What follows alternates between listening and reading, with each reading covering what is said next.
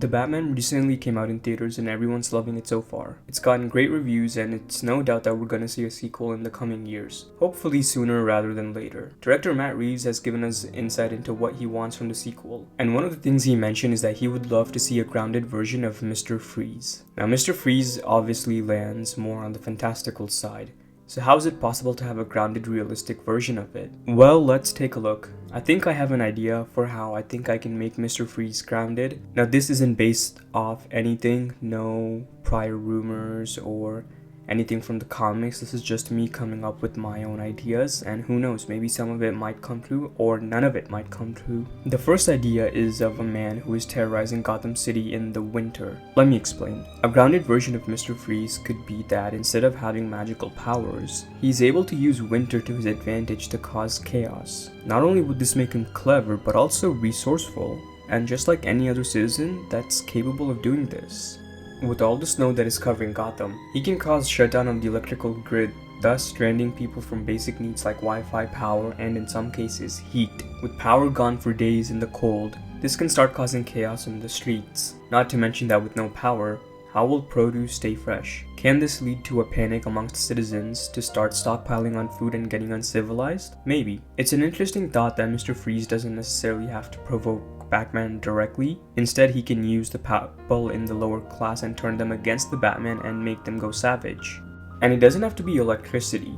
With the freezing cold, it's possible he can cause damage to the infrastructure of the building by bursting water pipes which immediately freeze over. Or cause another massive flood on the streets which turns ice and traps people and weakens buildings. There's a lot that can happen when you bring out the water element in the freezing cold. When you have chase sequences in the winter, perhaps Mr. Freeze can create traps by using water and ice to make conditions much worse for travel. He can use the slippery roads as a way to get away or even cause other cars to crash. By releasing water as he's driving away in a short span that can turn into black ice, it can cause cars to spin out of control. It doesn't even have to be a car. In fact, if he manages to spin one truck out of control in a large highway, it can cause a large enough destruction to stop the chase and allow him to get away. Next, imagine a scene where Mr. Freeze has locked a man in a room under his command. With nowhere to go, that man is trapped.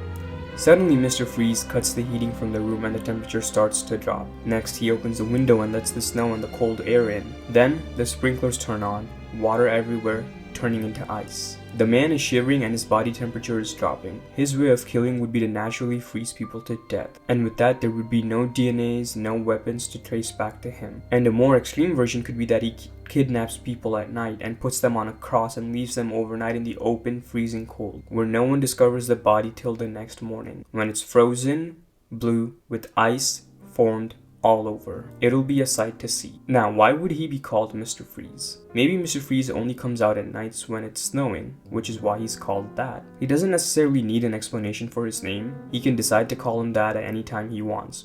But it's a good way to let citizens give him the name if that's what Matt Reeves wants. A grounded version of Mr. Freeze doesn't need to use any powers that a regular man, but instead be smart enough to use weather to his advantage. It's unknown what falls in the realm of grounded and what doesn't, especially since Batman still has high-tech gadgets in Gotham that we see on screen. Regardless, it's interesting to explore how this can be done for a potential sequel. Let me know what you guys think in the comment section below, and I will see you guys next time.